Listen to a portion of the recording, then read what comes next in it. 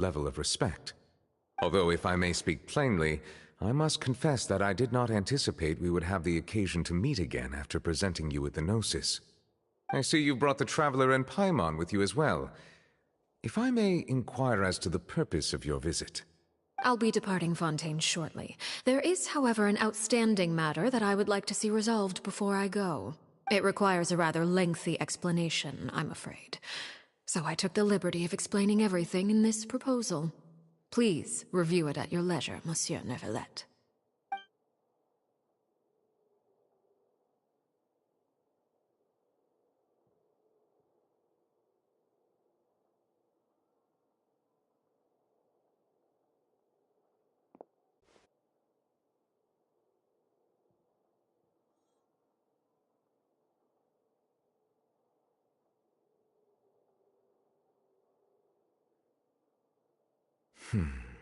I understand your request. However, at the risk of causing offense, I must admit that I fail to see why you would wish for such a thing. I heard you have a certain fondness for water tasting, Monsieur Neuvillette, so allow me to use water as an analogy. A family is like a large body of water with countless rivers flowing in and out. As someone who watches over this system, I would hope that each river that flows from the source will eventually reach the ocean. Of course, objectively speaking, I know this is impossible. Most of the rivers will dry up along the way, disappearing into the ground and leaving nothing but a barren riverbed behind. Not all rivers are destined to reach the ocean, but I would not see their existence rendered meaningless. I believe the water that flows within them is simply meant for a different destination, like a field in need of irrigation. Or perhaps the glass of a certain water-tasting enthusiast. Did you get any of that, Traveler? Your words paint an optimistic picture indeed. Allow me to remind you, however, few among us are willing to sip from a glass filled with tainted water. It may have been tainted at one point in time, but not to worry. I'll make sure it's strained of all impurities and returned to its cleanest form. I seem to recall there being a transactional aspect to your proposal. Perhaps you could expound on that? If you accept my proposal, Monsieur Neuvillette, I will gradually withdraw my forces from Fontaine, and, unless absolutely necessary, I will no longer carry out any special missions within Fontaine. I presume I can take your words to mean that, in the future, cases similar to the Tartuffe assassination will cease to cross my desk? Tartuffe? Ah, that thief who embezzled funds from all those charities, you mean? My deepest condolences to his family, but without any evidence, I cannot imagine how the House of the Hearth might have been involved in his passing. Of course, if you accept my proposal, Monsieur Neuvillette, I'm sure certain measures could be taken to reduce the frequency of such troubles. You choose your words carefully indeed. In that case, I am inclined to accept your proposal. My thanks for your generosity, Monsieur Neuvillette. Well, with that settled, we should be going now. I took the liberty of bringing along 2 bottles of spring water from Snezhnaya for you to enjoy. I do hope I get the chance to hear your impressions. Perhaps at our next meeting, yes? Indeed. I trust you would not overlook your commitment in the meantime. All right, Traveler Paimon. Time to go.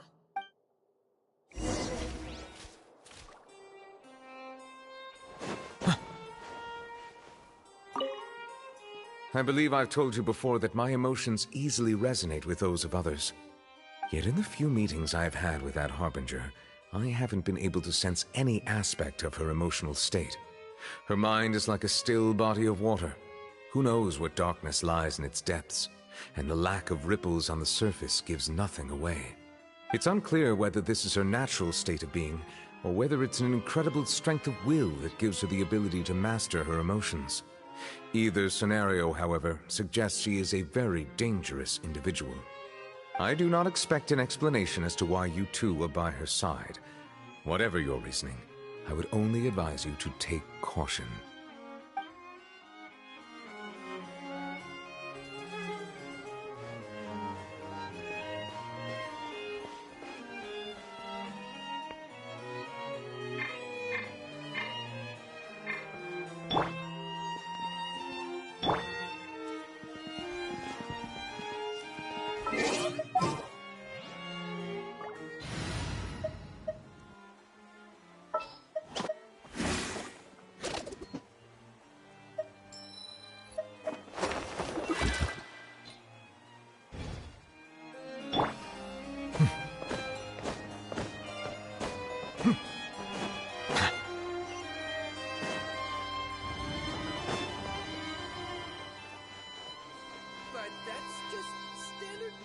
newcomers are full of enthusiasm.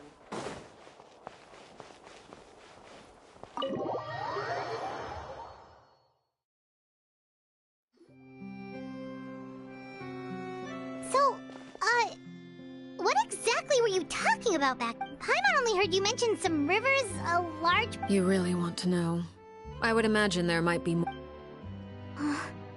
Lenny, Paimon really hopes everything... Oh, Paimon recognizes that look. You've got your thinking cap on, don't you, Traveler?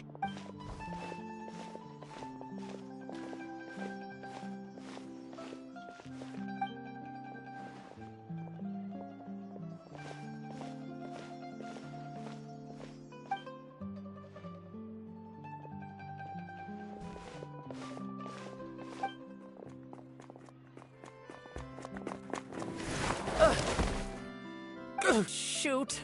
Are you alright? Oh, jeez. I'm so sorry. I was so focused on selling these papers, I wasn't looking where I was going. Well, let me make it up to you at least. Here, take this paper. On the house.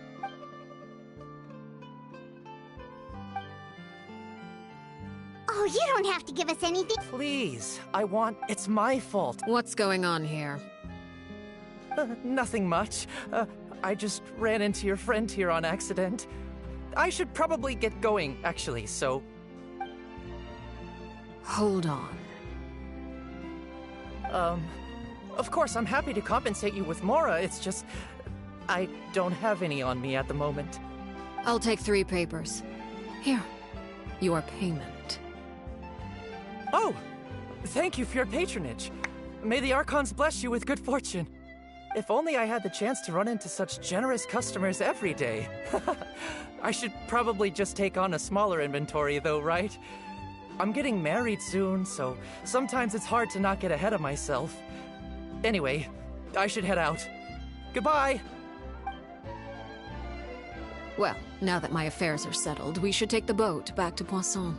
We've even acquired some light reading to enjoy along the way.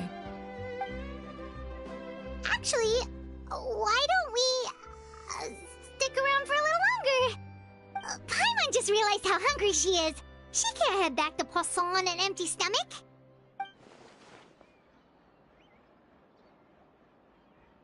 It appears you two are under the impression that delaying our return will somehow alter the situation in your favor.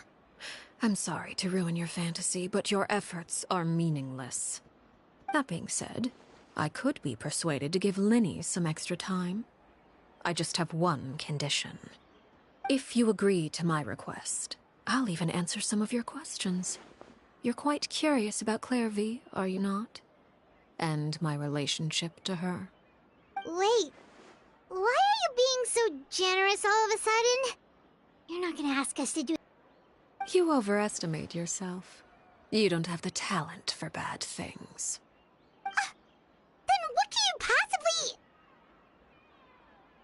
The most important consideration in a negotiation is that both sides receive something they want. Demands and threats only get you so far. Wonderful. Here it is. When the time comes, make the choice that you deem most appropriate in the situation, and lend your help to the House of the Hearth. Okay, sounds normal enough. But what do you mean, when the time comes? When is that supposed to be? That is for you to decide. Then we have a deal. Follow me.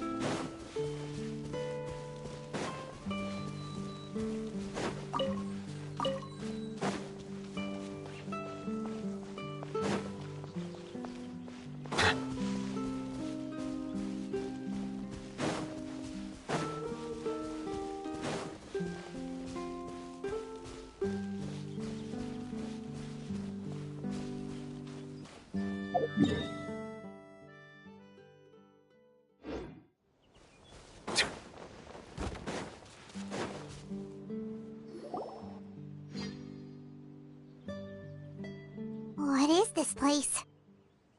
Somewhere long forgotten by everyone. It used to be a grand building. Now it's nothing more than a pile of rubble. No one comes here anymore, nor does anyone care about what once happened here. Although, this place does have something to do with the story I'm about to tell you. It was before I became a Harbinger, and before Linny and the others joined the House of the Hearth. Due to certain events, I first killed Clairvy and then her mother. And this is where it all happened. You were the one that killed Clairvy? Patience now. Allow me to explain Clairvy's side of the story first. I'll start from the beginning. Clairvy was 6 years old when she was brought by her mother, Crucibina, to live in the House of the Hearth. From the outside, it seemed like a fairy tale. A thriving family made up of kind adults and friendly children. Crucibina was the knave at that time, and the House of the Hearth was under her control. She was Clairvy's mother by blood, but she was also the mother to all the children in the house. Clairvy was happy here, for a time. But she quickly realized that being part of this family wasn't a fairy tale at all. It was a kind of purgatory. Purgatory? Exactly. The House of the Hearth takes in war orphans from all over Tevat. But as for how to raise them, that depends entirely on the person in charge. Crucibina came up with a novel idea.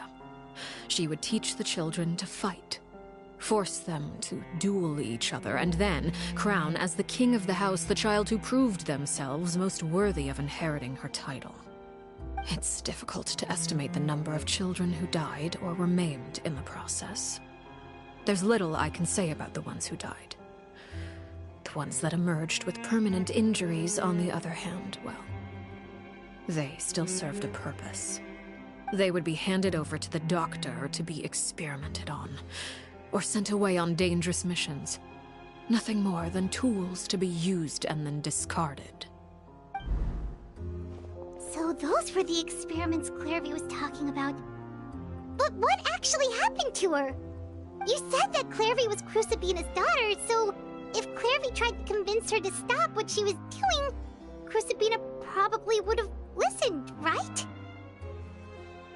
Despite being Clairvy's mother, Crucibina cared little for her daughter. She forced Clairvy to join the House of the Hearth only as a means to demonstrate her own impartiality as a mother, to prove that she treated all her children equally.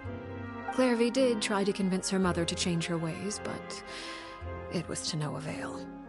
After her efforts failed, the only other option was to rise up and try to fight back. Unfortunately, the other children had already been thoroughly indoctrinated into the illusion of happiness Crucibina had created. Of course, there was one exception. Someone Clairvy's age who knew the truth about the House of the Hearth. Her name was Peruere. Wait, the friend that Clairvy mentioned? Friend, huh? I suppose we can call her that for now. Clairvy was a cheerful and passionate person with a tenacious spirit. Peruere, on the other hand, freedom. Peruere was convinced that, amid all the fighting and violence, she would make it until the end. Despite their differences, the two became fast friends, united by their knowledge of the truth. Clairvy told Peruere that she hoped to create a real family, where no one would be killed or sacrificed. There may have been a certain naivete to her ideas, but Clairvy proved her determination many times over. She tried countless times to run away, ask for help, or expose the truth. But her efforts only earned her beating after beating. The only thing that kept her going was her strength of will. Even with her body racked with pain, she would still stand on her tiptoes and open the window at night. She and Peruere would look out at the moon together, a fierce longing for freedom shining in her eyes. But one day that light simply vanished. Oh no. What happened? Her hopelessness resulted from a culmination of things. 10 years had passed. 10 years worth of failure after failure. She and Perouer weren't children anymore, but finding it was during this time that Perouer suggested a new plan. If escaping was out of the... Clairvy rejected that proposal. She claimed that, as a famous harbinger, Crucibina possessed an unimaginable amount of power. Clairvy never gave another reason, but Perouer could see it written all over her face. If she couldn't escape and fight back, then only one option remained. Precisely. Death was the only way that she felt she could be free. It happened during a duel.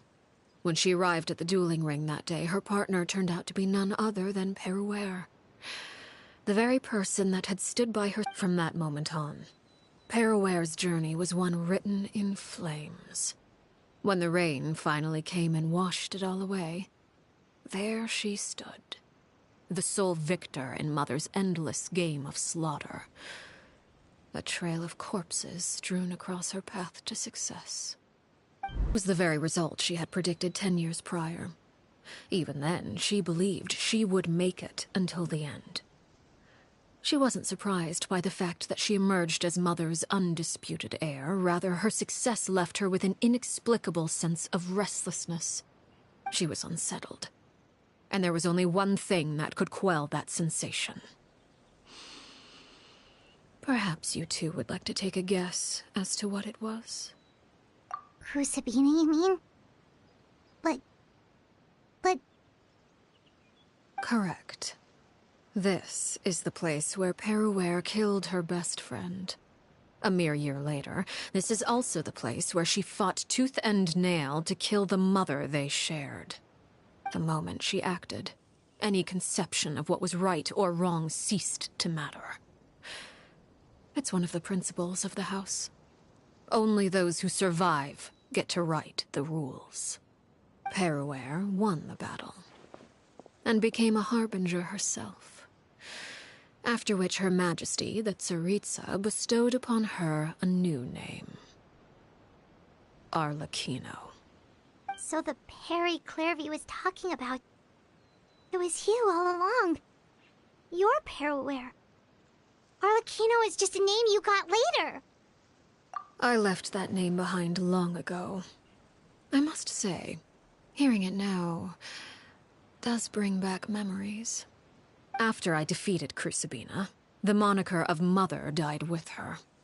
I chose to forego the title she called herself, and even chose to give up my own name. I rebuilt the House of the Hearth under a new identity. Not only as Arlecchino, but as father. And that is where the story ends. Any more questions? Yeah. Based on what you just told us, Clairvy wasn't a little kid when she was... I suppose you could call her an illusion born of flame. Her existence is like ashes to a fire. Something left over in the wake of blaze and ruin. You see, a certain power runs through my veins. It's not unlike a curse. My flames leave behind shadows of anything they consume, of course. The chances of those shadows morphing into a sentient Clairvy died when she was 16 years old. But what emerged from the flames was her 6-year-old self. Her appearance wasn't the only thing affected. Most of her memories were lost to the blaze as well. Memory is a mysterious thing indeed. Losing a portion of your memories will alter your sense of self. Lose 10 years' worth, however, and it would be like living in the past. Like returning... No wonder Paimon got such a weird feeling when we were talking to her. Perhaps I should put it this way. Clairvy is someone trapped in time. So if all of that is true, then you must have known about Clairvy. Indeed. She's a rather volatile and unstable entity. Sometimes she would look after the children. She's even saved some of their lives. But other times, she would hide from me and become obsessed with revealing the truth about the house to anyone who will listen. Shadows don't have the capacity to learn or grow. Your attempts to expose Clairvy to sunlight. They failed, yes. The reason is actually quite simple. In Clairvy's mind, the house is impossible to escape, but... no matter. All I have to do is kill her again, and all will be resolved. I don't anticipate so much as a single speck of ash will be left behind this time. Wait! Paimon can understand why you might want her gone, but isn't there another way? So what if she's trapped in her 6-year-old self? She's still your friend! At least talk to her first! It's too late for that. She broke the rules, and now she must be punished. That goes for Filial and Nantoy as well. I hope you understand. The difference between Crucibina and myself lies in our formulation of the rules, not our policy for enforcing them. Upholding the rules without question is a trait we both share, because that is how a household should be run. Is this really what you want to do? Whoa. What the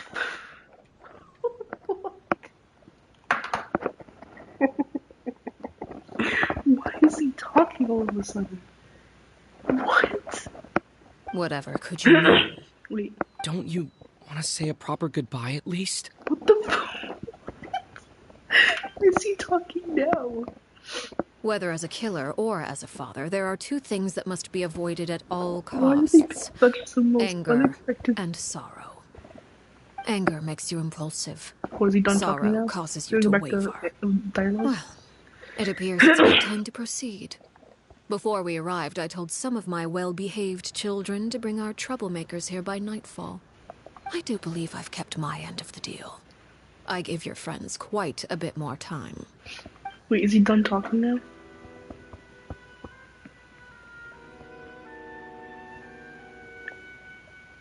Here they are, Father. You gonna execute him? Seeing something like that would actually be a first for me. Lenny! I'm sorry. I heard, but I still failed. I couldn't find a way to fulfill her wish. Huh? Are you... Perry? Indeed, it's been a while, Clairvy. Perry! Shh. Stay right there. I'm sorry to postpone our reunion, but first I believe certain scores need settling. Oh god. Father, let me explain. Out of my way. Father! You chose to conceal a threat to the house. And for that, you must be punished. Overall, however, I suppose your wrongdoing is hardly the most egregious of the bunch, so I'll deal with your punishments later. As for right now, the more pressing concerns are the traitors among us. By traitors? Do you mean us? Father, let me explain. We didn't mean... Fultz, why don't you share what you heard? Yes, Father. Secret Midnight Meeting number 3. Participants, Filial, Nantoy, Sato, Toddy. Nantoy clearly said, if only Father wasn't the one who took us in. Sato added, I'm sick of this life. I just want to live as a normal person. Filial was the worst of them all.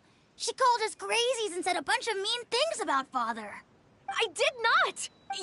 You're lying! Fultz is trying to frame us. It's not like I'm the only one who heard those things. After that, you and Toddy and a bunch of other people started talking about Clairvy. You were using all those things Clairvy brought up as an excuse to question Father. We're birds locked in a cage. The only way out is to destroy it. That's what you said, wasn't it? You little. You just want me gone, don't you?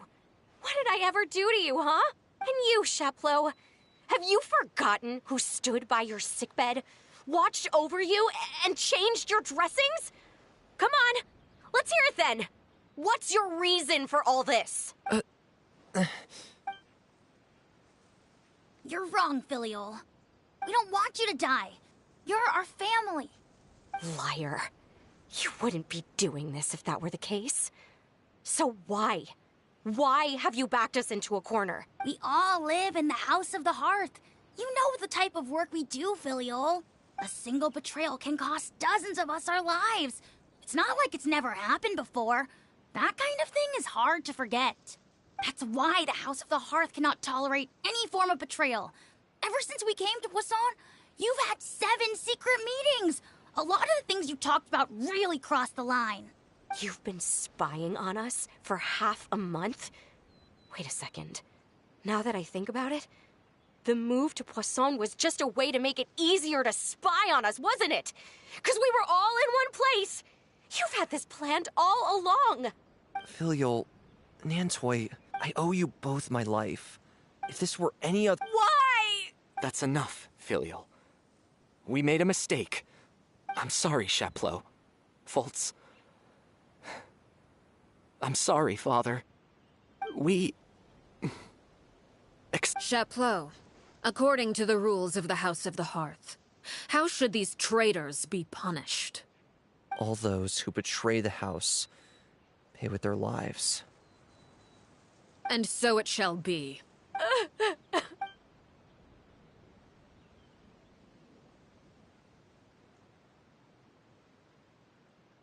Father, please wait! Something you want to say, Linny?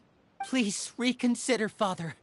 What Filial and the others did, does it really count as betrayal? We all come from broken families. From the very first day we joined the House of the Hearth, we wanted nothing more than to make it a real home. But the truth is, none of us know what a real home should look like. I'm not saying I have all the answers. All I know is this. Killing Filial and the others may uphold the rules, but doing so will only bring us further away from being a real family than we've ever been. So please, Father, please, reconsider. I agree with Linny. Father, please. Linny, you— I also agree with Linny. An order once given cannot be rescinded. However, given the extent of your determination, I suppose we shall have to go about this a different way. Draw your weapons and face me. Our weapons? Father, are you referring to a duel? Precisely. The rules of the house will not be altered. Traitors must be punished. However, resolving disputes with a duel is also one of our rules, one that also applies to me. Demonstrate a sufficient showing of strength, and I shall offer a concession. Wait. Beat Father in a duel? Impossible. Father is way too strong, even for Linny.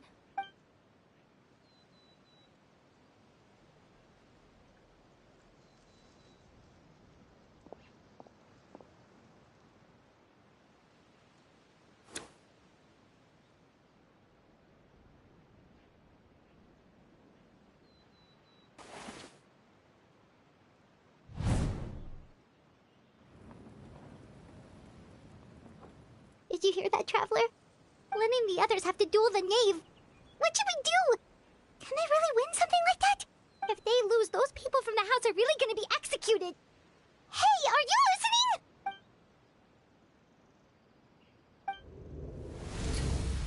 Don't you want to say a proper goodbye at least? Anger makes you impulsive. Sorrow causes you to waver.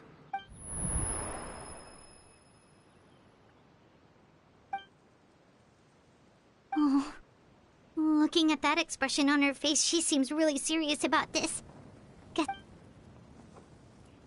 When guests are around, families are often on their best behavior. And any disputes are less likely to escalate. When the time comes, make the choice that you deem most appropriate in the situation, and lend your help to the House of the Hearth. What's wrong, Traveler? Hey, where are you going? Traveler? You're asking to join the duel against the knave? I'll allow it. We do have a ready-made dueling ring at our disposal, after all. All I would advise is this. Keep a firm grasp on your weapon, and give it your all. Any less, and you may just lose your life. Oh, good lord. Okay. Okay. That's fine. Okay, great. We're now. Oh, she's walking towards us, guys. Guys, she's walking. She's walking towards us. Jesus. Oh, Jesus Christ. Okay, we'll see her attack first. Spare your energy. Running is of little use. I don't think so. With these rising What? The fuck? Okay, hold on, guys. Oh. Oh, do their attacks come in randomly? Oh, cool. Okay, Spare your energy. Running is of little use. Let me do this, so let me use again. Okay, you're done. Everybody stand back! Father's even stronger than I expected. With these rising flames. Seems like an emergency.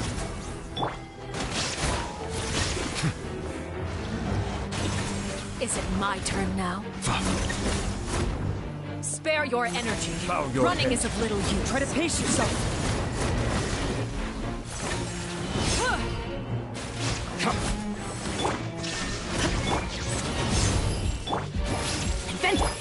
Now that's more like it. The tides beckon. Inazuma shines it. Now's our chance. Closer now. Spare your energy. Running is of little use.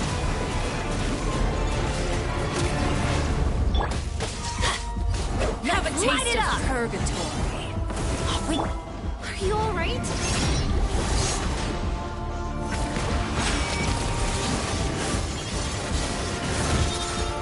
Illusion shattered.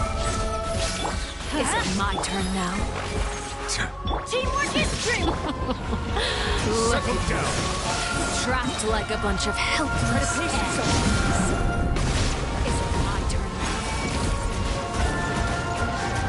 With these rising Taking the turn for the better. The doctor will see. Is it my turn now? Now you shall perish! And voila!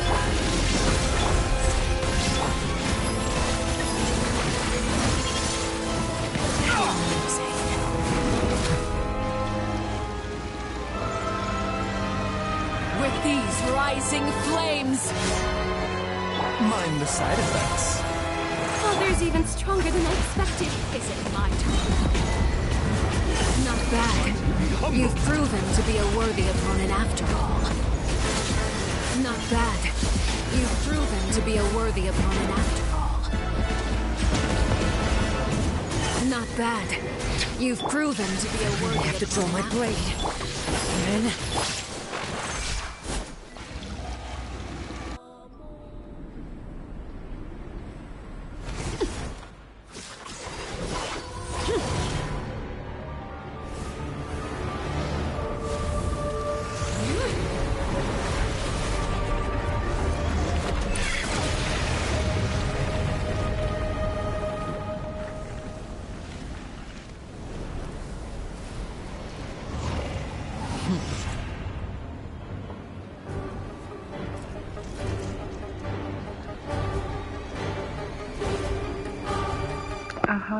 Yeah, we're dead.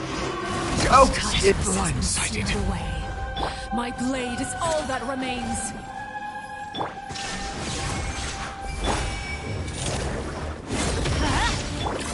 Settle down.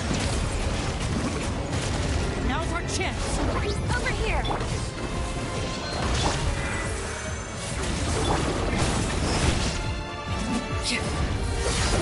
Bow your head. The tides beckon. Watch out for Father's movements! Look out! Sundown is only the beginning.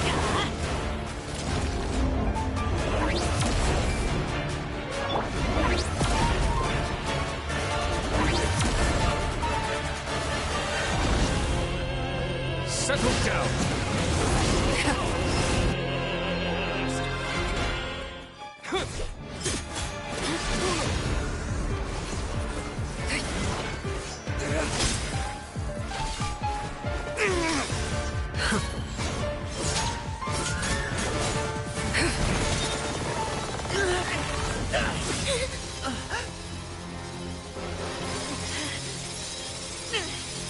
You should know better than to crowd in one place.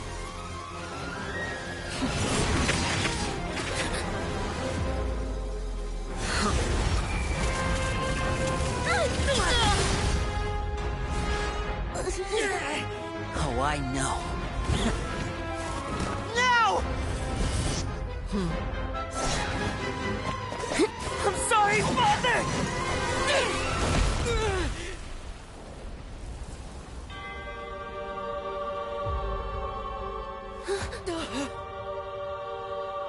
Sorry for what? This pitiful excuse for an attack.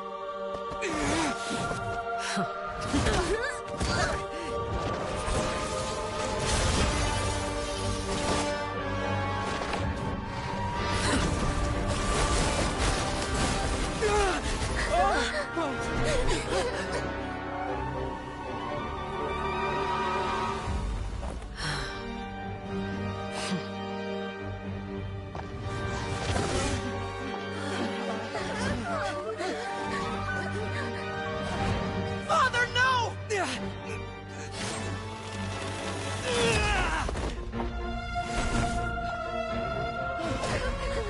Made it out, did you?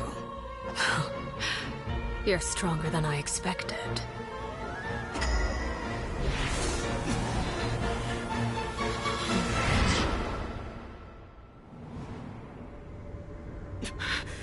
A crimson moon?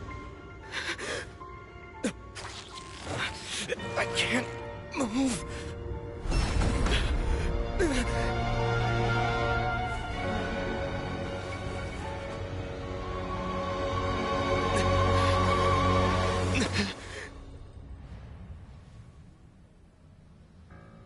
Still, not strong enough to beat me.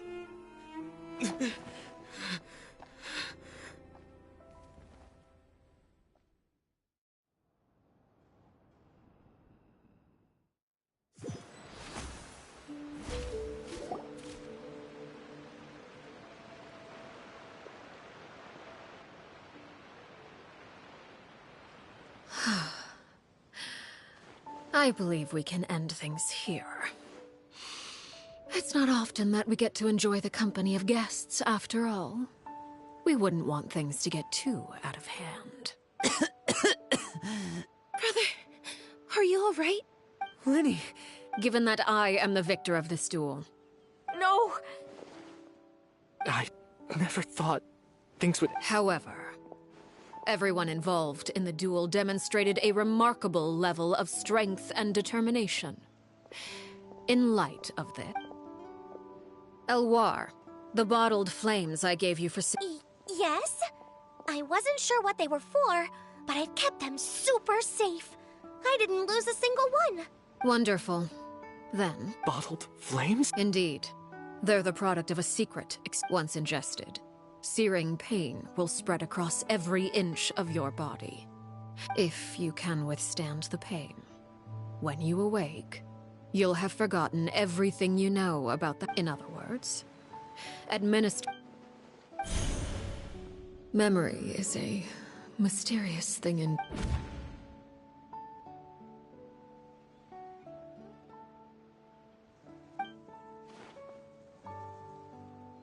So, you're just letting us go, Father?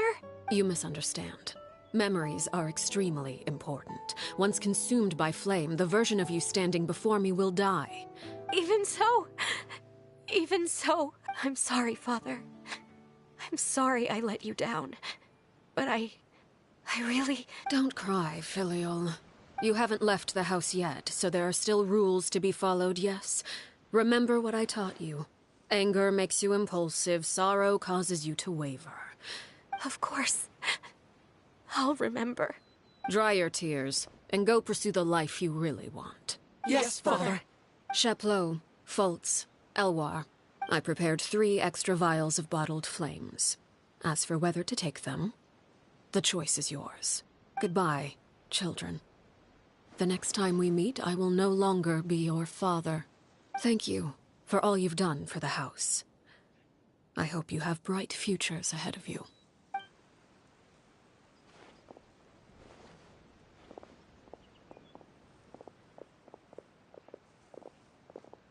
Father. Let's go.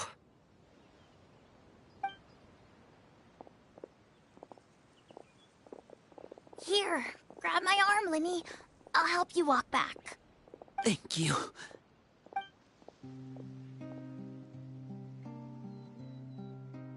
Clairvy.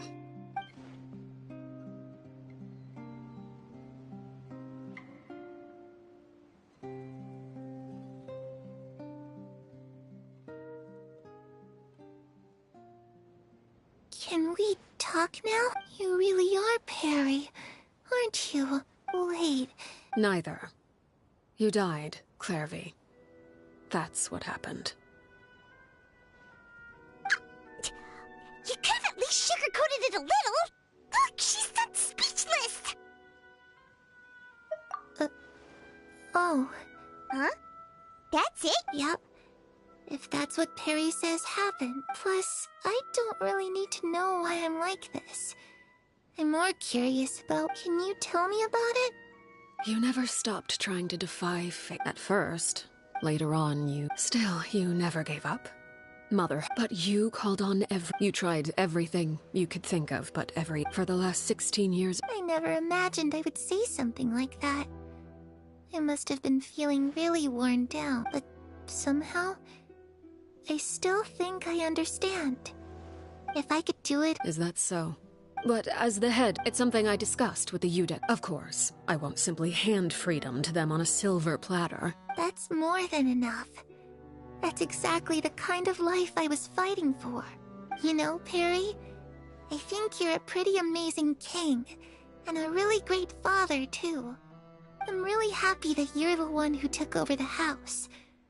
I guess I do have one regret, though. I still haven't seen the outside world. Well, it just so happens that our dear guests over here have been to many nations and traveled to countless places. Really? Of course! We've traveled all over the place. We've got so many stories, we could probably talk your ears off for 3 days straight.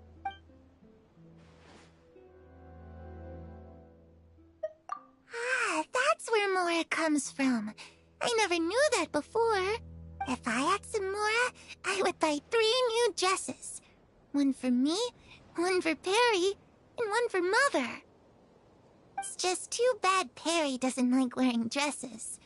And Mother, well, she probably wouldn't accept something like that either. I guess I just have to keep them all for me then.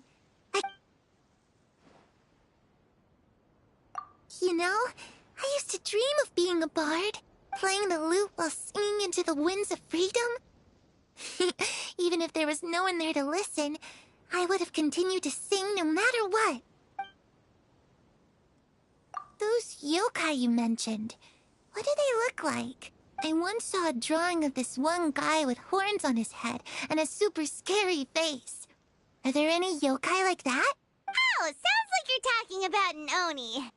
Yep, we've met one, and let Paimon tell you, they're not nearly as scary as they look.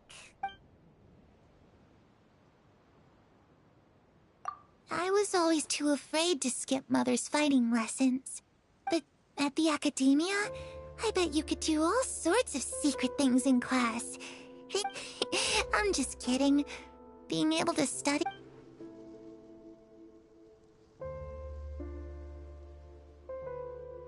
The situation was super dangerous. Lenny and Lynette were accused of committing a crime, and they were going to have to stand trial at the Opera Epicles. Oh no, that must have been hard for all of you. What happened next? Don't worry, we were able to turn the situation around super quickly, all thanks to Detective Paimon, of course. How'd you do that? Come on, tell me. Okay, so it was like this. After the failed magic...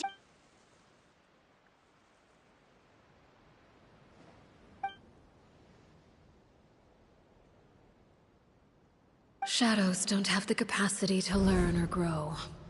Any new information they encounter is quickly forgotten over time. .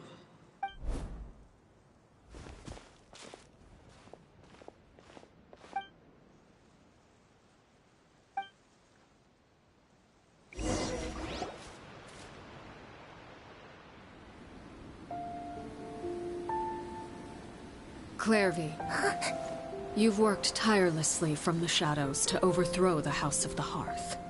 Now, by my authority as the Knave, I shall announce how this matter ends. You are hereby expelled from the House of the Hearth. You are no longer tied to this place, nor are you bound by its rules. You're saying that I can finally leave? I get to experience the outside world as well? Oh, I almost forgot. There's no getting older for me. Still, seeing who you grew up to be makes me really happy, Parallel. Take care of yourself. Goodbye. May we meet again someday.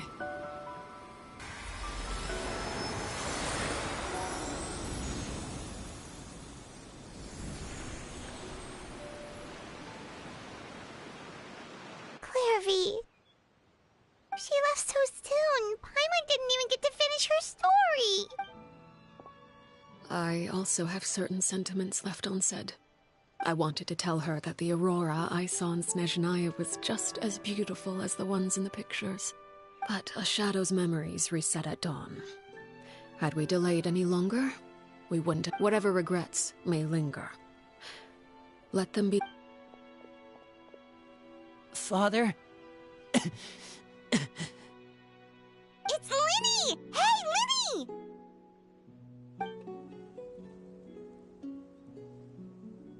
What is he doing back here? Let's go.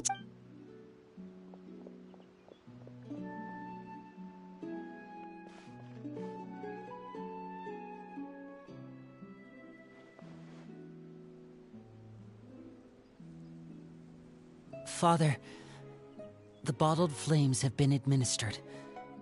Filial and the others have left the house. And you? What have you decided?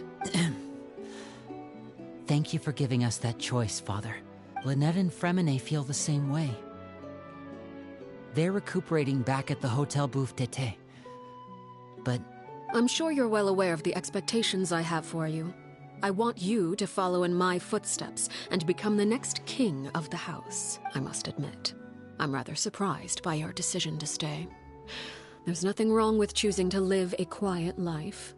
Leading this organization is a heavy responsibility, one not so easily carried by someone forced onto the throne. I just never understood what you saw in me.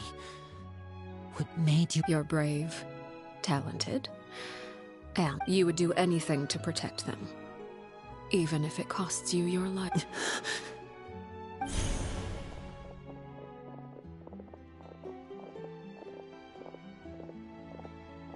Speaking up back there was so brave of you, Linny.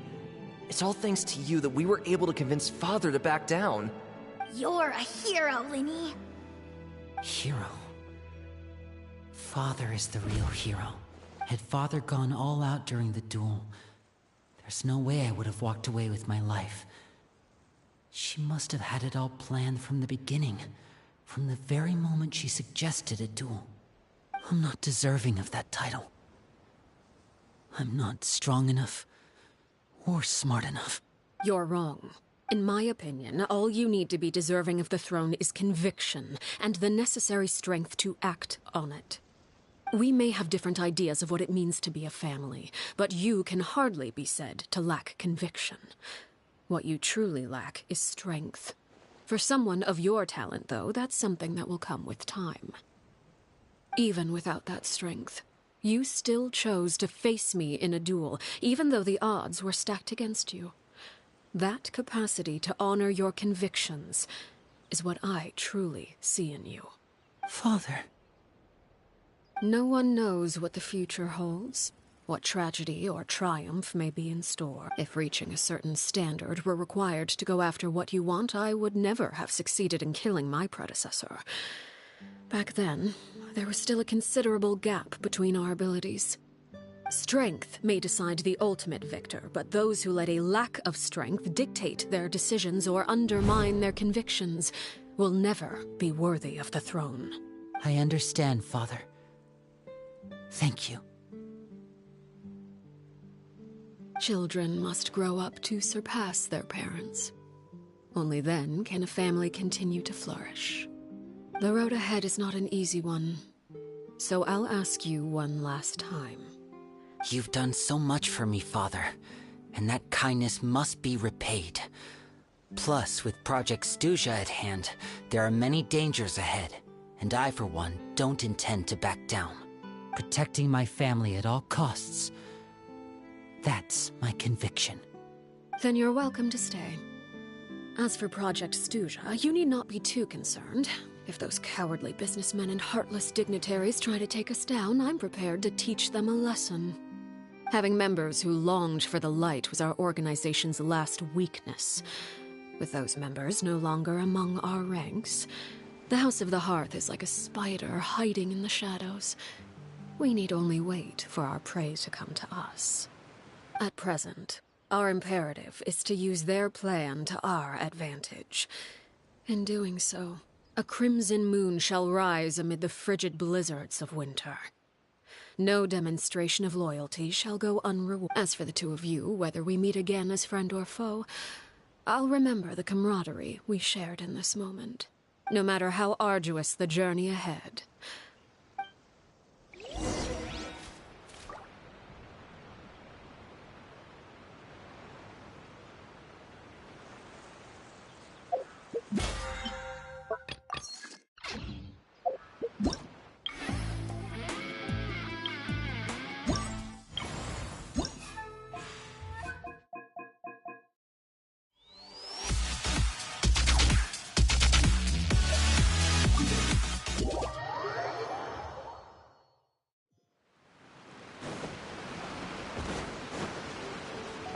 Hey, Traveler.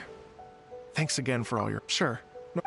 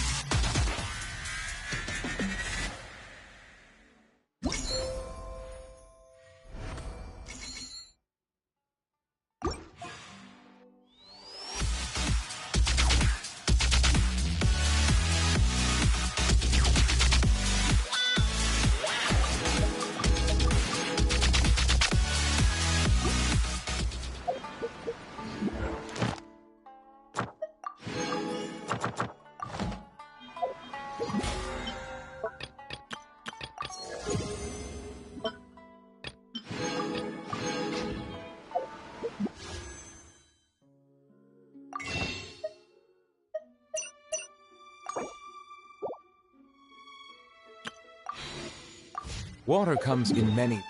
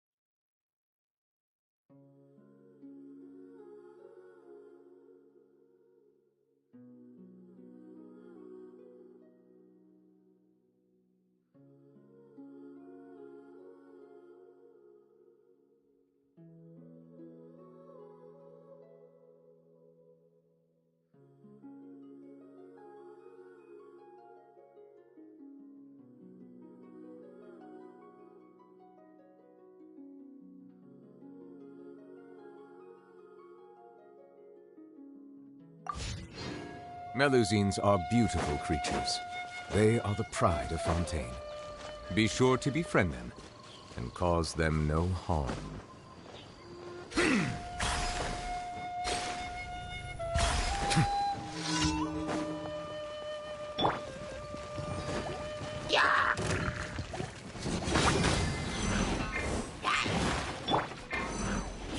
Illusion shatter!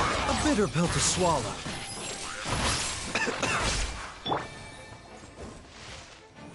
An oversight on my part. I'm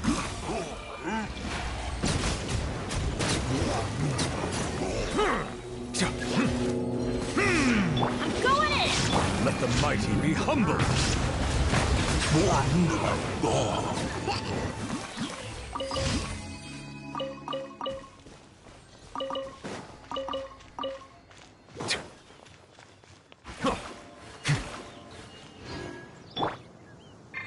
The doctor will see you now.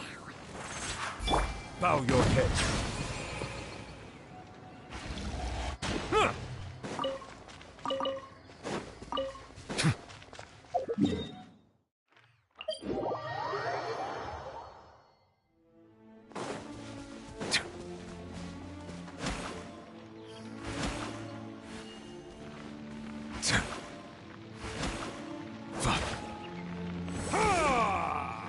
Silence!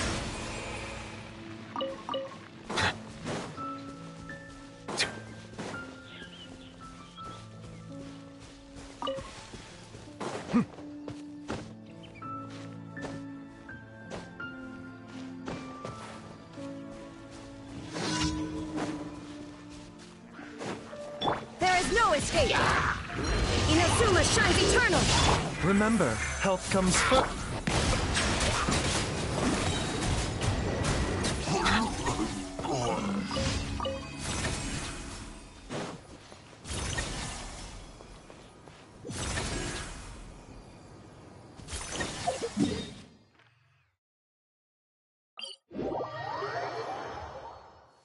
My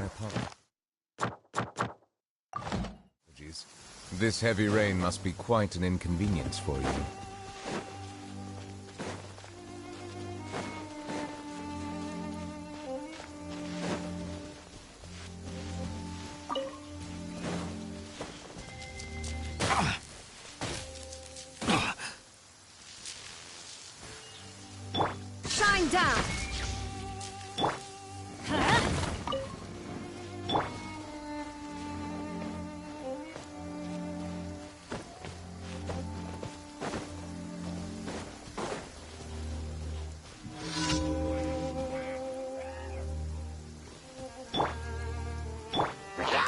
Mind the side effects.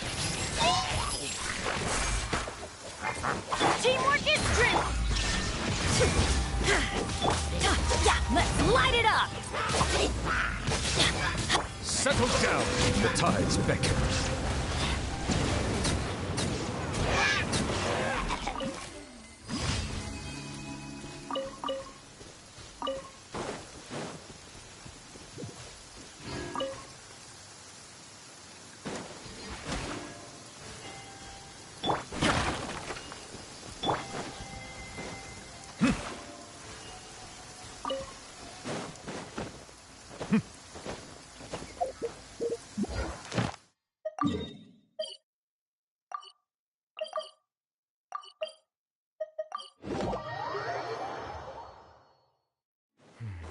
It's over.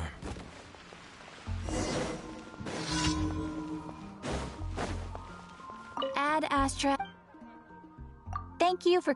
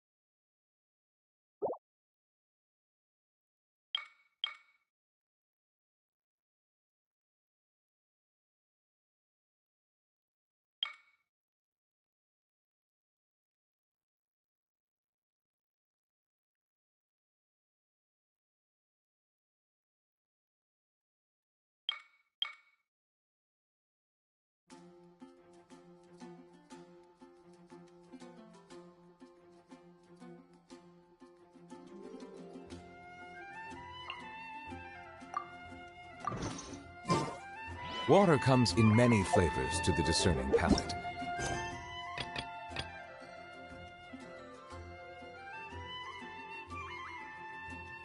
Onstadt's water is crisp and pure. Well,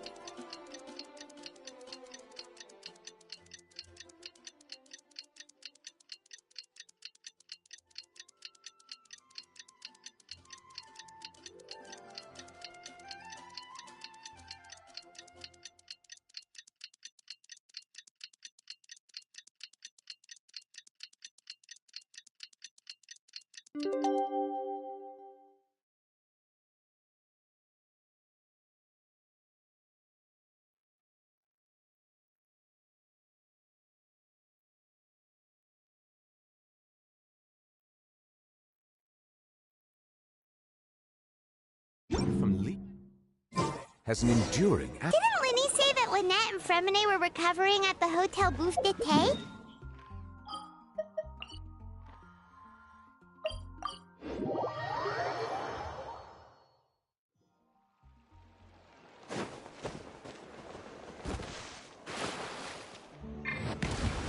A bitter pill to swallow.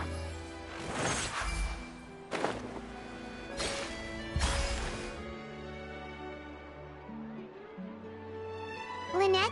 Fremine? How are you feeling? Much better. Whew, what a relief! What about you? Are you feeling alright? I knew you'd come out unscathed.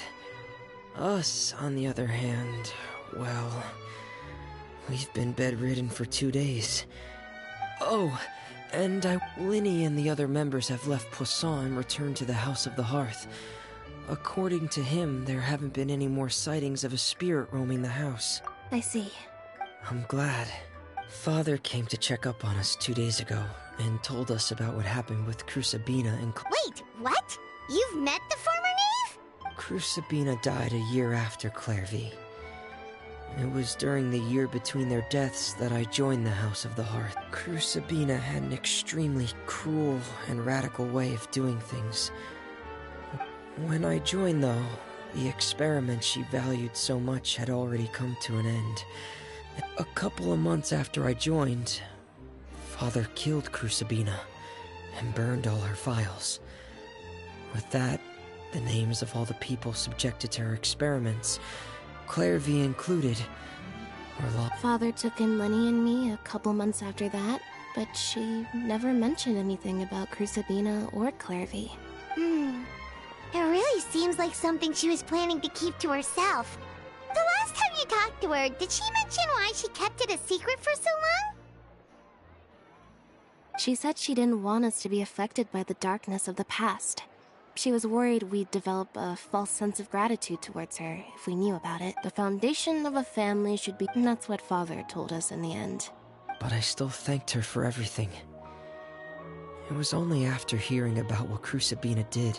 If Father hadn't taken over the House of the Hearth, I probably would have already... Father rarely brings up the fact that she saved us. She doesn't believe that being indebted to her should be what ties us together. But even if we didn't owe her anything, we would still choose to stay. We may have arguments or times when we feel wronged. Some people may even choose to leave. But as long as... Whether the path before us is bathed in sunlight or shrouded in shadow, we'll follow. So I wanted to say thank you for helping us make it through this crisis. Oh, we didn't do anything real. Of course. You're welcome anytime. Are Filial and Nantoy okay? I actually saw them at a cafe They didn't recognize me. From what I could tell, they were drinking coffee. They seemed happy. If I...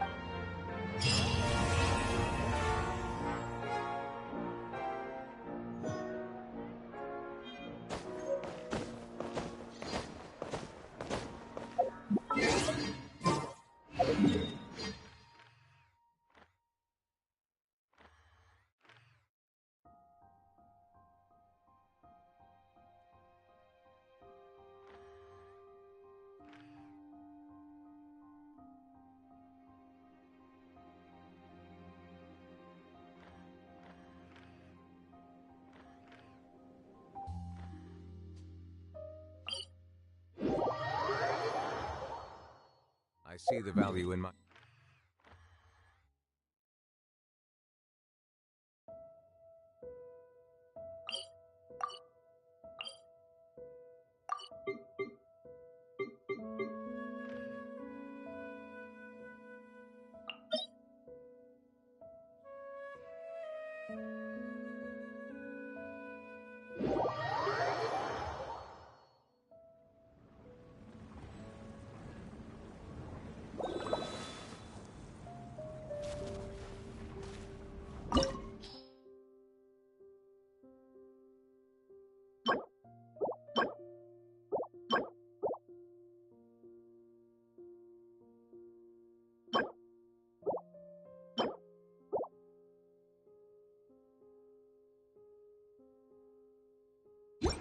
Melusi.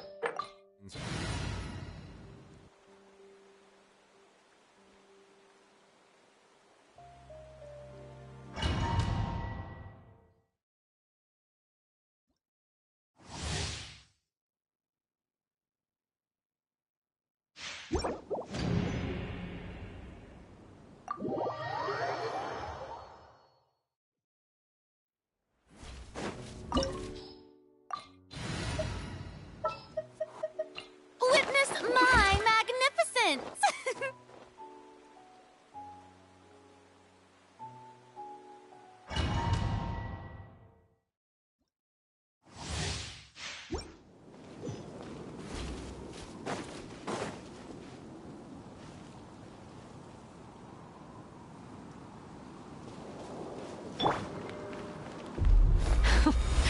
Afraid? Or do you not even have the courage to be afraid? Time to shine! Is it my turn Seems now? like an emergency. With these rising flames! Silence!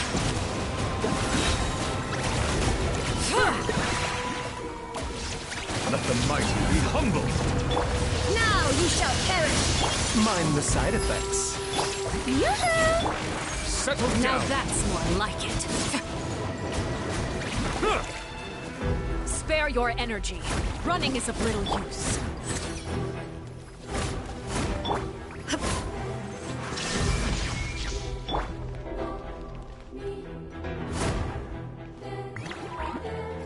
With these rising flames!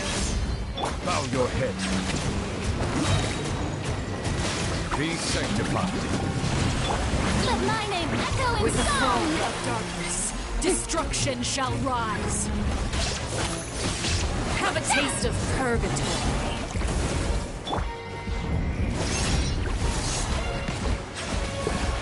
Is it my turn now? Spare your energy. Running is of little use. Remember, help comes first. There is no escape! Look at you. Trapped like a bunch of helpless ants. Is it my turn now? Torn to oblivion!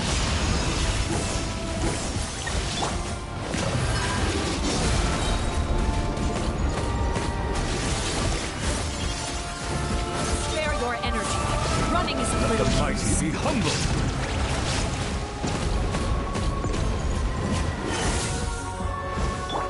Let the world come alive! Shine down! Spare your energy. Running is of little use.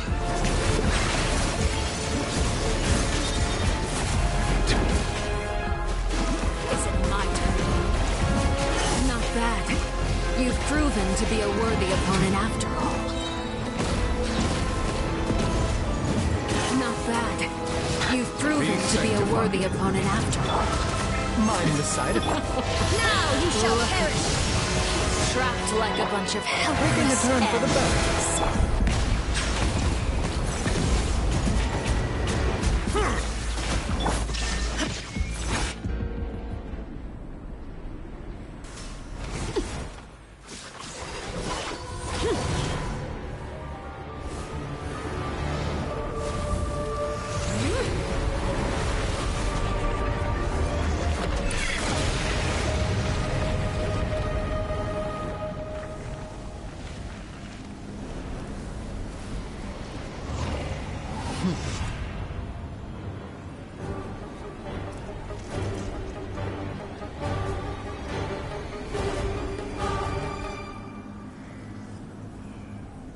There is no escape!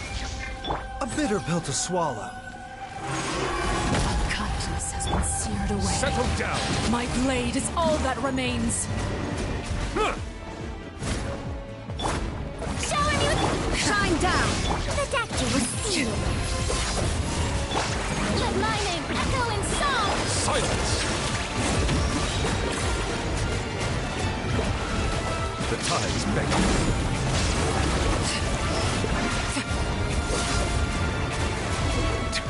There is no escape! Strike him up! Mind the side effects. Settle down! Suntown is only the beginning.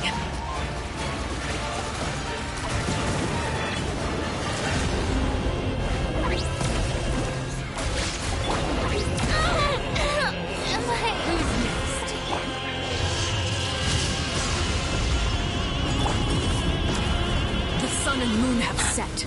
Only ruin remains. We struggle in vain. Be sanctified.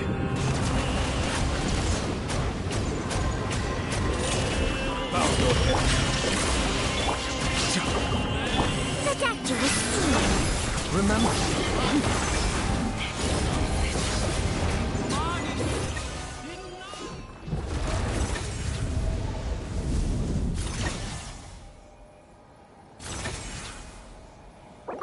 A bitter pill to swallow.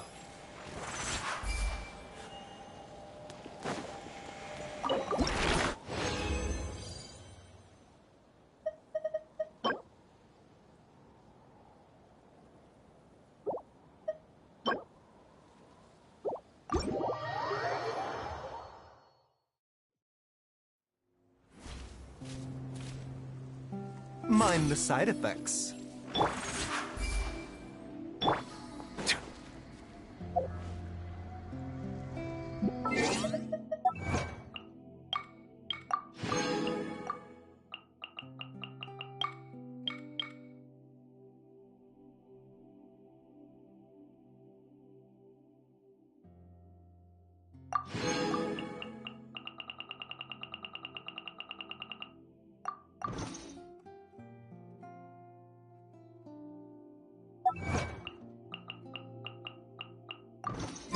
I see the value in my own work.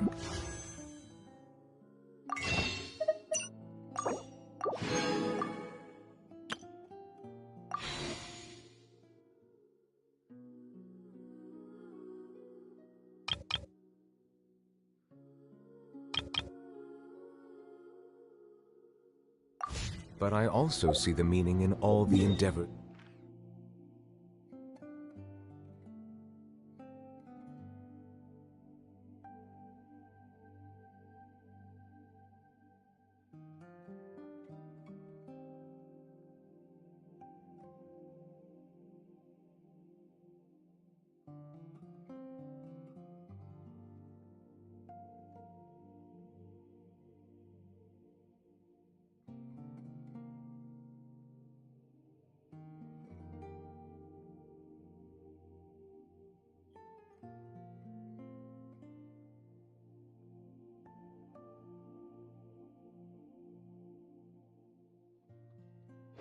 Of the people contain.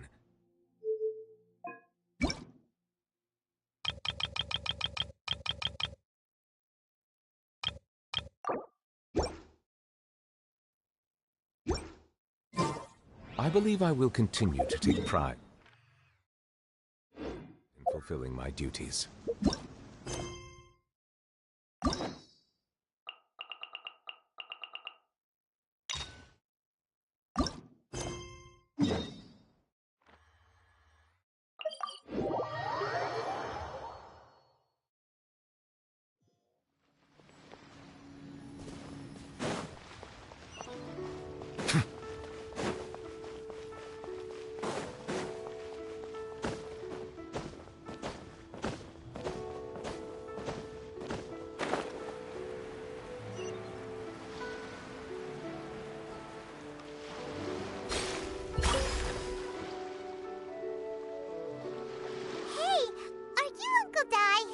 am indeed.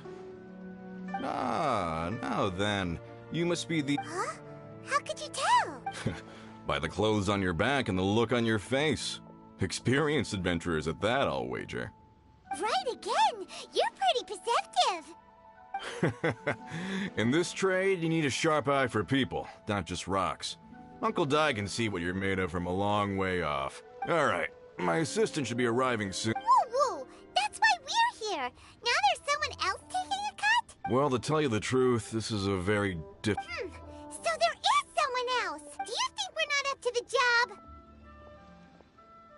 It just occurred to me that you don't have all the facts. The incident in question happened in a mine, and it's a little out of the ordinary. Last time I checked, adventurers weren't experts in ore appraisal or geology. Besides, this guy's the best in his field. No matter the rock, he'll tell you its value to the nearest mora at a glance. I'd go as far to say that there's not a soul on Tevat that knows rocks better than him. I'd be a fool to not enlist an expert of his caliber. You're a fool if you think you found Tevat's #1 rock expert. Oh? And why might that be? Because Tevat's #1 rock expert happens to be a friend of ours. Ha-ha! Didn't expect that, did you? Wait. Paimon bets Zhang Li is listening to the storyteller. Let's head over.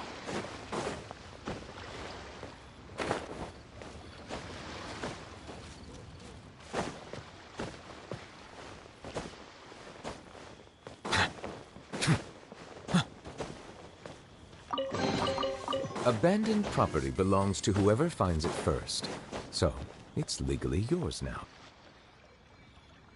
In our last tale, Rex Lapis. Zhang Li, there you are! Oh. Here for a few tales? I didn't know you two were connoisseurs. Oh, no, we're here for you! Do you have time? Ah, something I'm rarely short of. We need someone who understands geology and ore. Someone who understands geology and ore.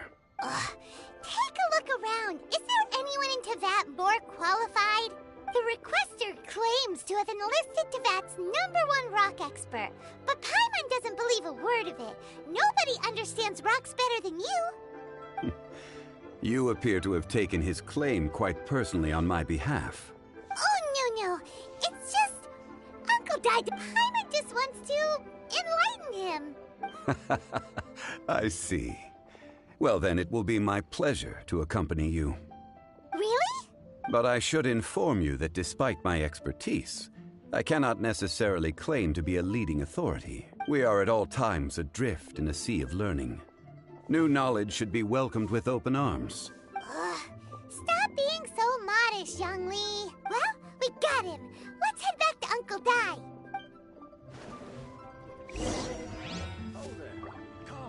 Come and see the rare.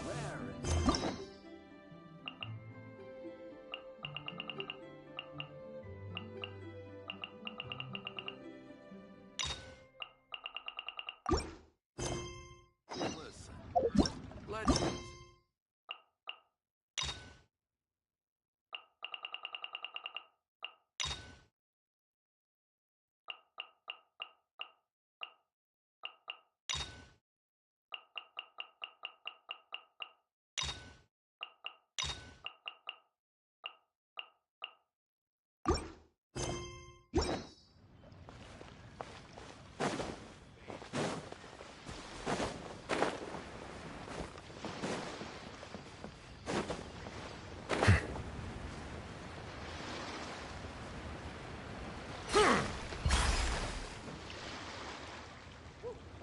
Uncle Dai, we're... Oh.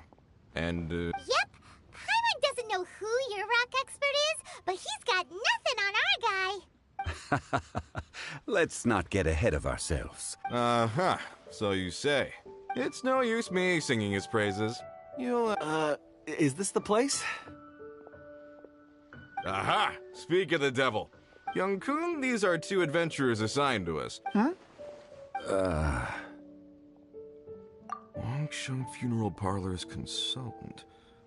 Mr. Zhang Li. I've heard about you.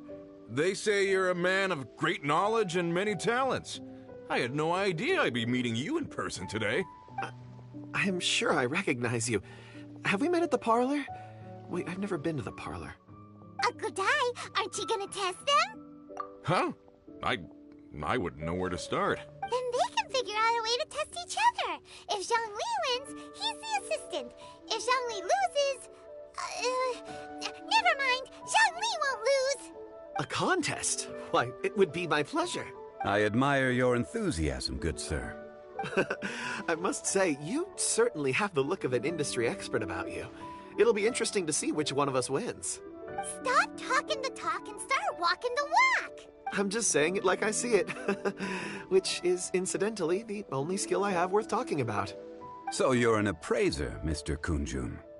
Well, no. Actually, I've already forgotten what I'm in Liyue Harbor for. I was standing by the side of the road one day when Uncle Dai called me over. He saw me holding a rock and asked me a few questions. He seemed incredibly... Huh? How could you forget something like that? I saw him on my way over to Liyue Harbor, poring over rocks and muttering to himself. He looked to be very familiar with them. I asked him a few questions out of curiosity. To my surprise, he knew more than me, an old mining foreman.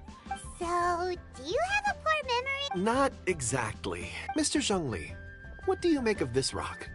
A glossy exterior, with a fissure that could only have been left in the wake of a volcanic eruption. If I'm not mistaken. Ah, a keen eye. It's no ordinary rough gem. Fragile surface layer, black veining. My intuition tells me that there's high-quality crystal ore inside. Remarkable! This rock does indeed hail from the vicinity of a volcano. I came across it in a market and snapped it straight up. The seller thought it was some leftover industrial remnant. They had no inkling of the treasure that lay within. Purity and geological rarity alone aren't enough in the moment of its... Such a detailed description. All to say, you're not trying to hoodwink us, are you? Everything he said is true. Most crystals are born in high-temperature environments. Heat and water aren't natural bedfellows, of course, which... Well, if Zhongli says so, it must be true. I've yet to encounter anyone with a judgment as shrewd as yours, Mr. Zhongli. How did you know exactly what lay within? I've seen many such stones in my time. I recognized it immediately. Of course not. I feel I've met a kindred spirit here today. I hope you will accept my friendship. Uncle Dai, it would be a mistake for Mr. Zhongli not to join us. Trust me when I say that Very well. There is strength in numbers, after all. Everyone, follow me to the chasm. There are men counting on...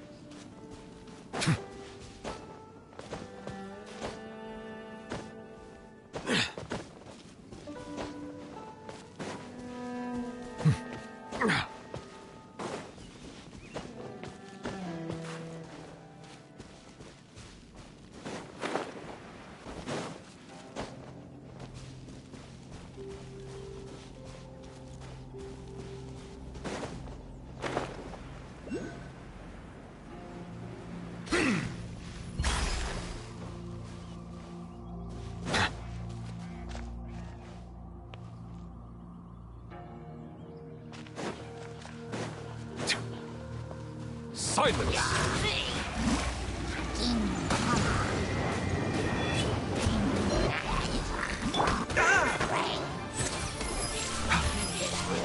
Illusion shattered!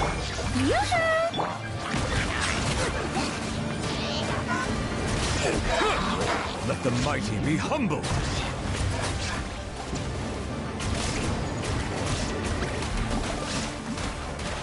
There is There's no escape!